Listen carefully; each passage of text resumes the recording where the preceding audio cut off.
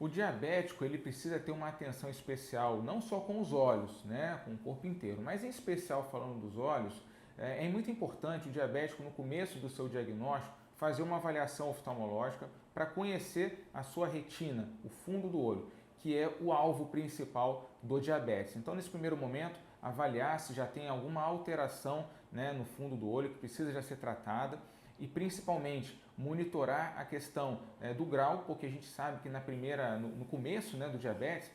muitas pessoas têm um diagnóstico porque o açúcar sobe demais, então tem taxas muito elevadas e essas taxas, principalmente quando elas oscilam demais, provocam mudança do grau. Então é importante monitorar isso direito para poder ter uma prescrição correta de um óculos, se for o caso, para ter uma boa visão. E a gente lembra que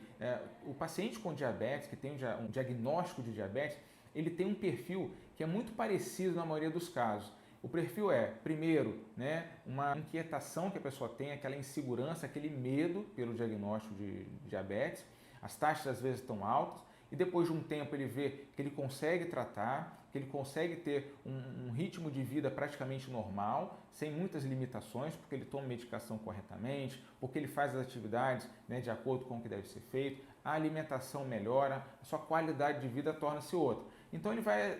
ficando mais confiante. E aí tem um segundo momento, que é aquele relaxamento, né? Depois de 5 anos de diabetes, a pessoa já consegue encaixar o seu dia a dia já com o problema e meio que vai deixando de lado, porque ele não tem mais sintomas nenhum. Ele já consegue uma taxa razoavelmente controlada e aí deixa de ir um ano ao seu oftalmologista, no seu endocrinologista, de fazer aquela avaliação periódica e às vezes chega lá na frente, quando a gente vai computar aí já 10 anos de diabetes, por exemplo, porque o tempo a gente sabe que passa rápido,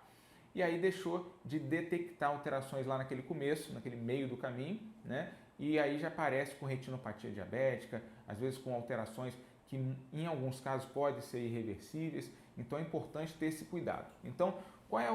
a periodicidade? De quanto tempo o paciente com diabetes deve procurar o seu oftalmologista? No mínimo, todo ano, né? Então, anualmente, bater o ponto lá com o seu oftalmologista, mesmo que não tenha grau,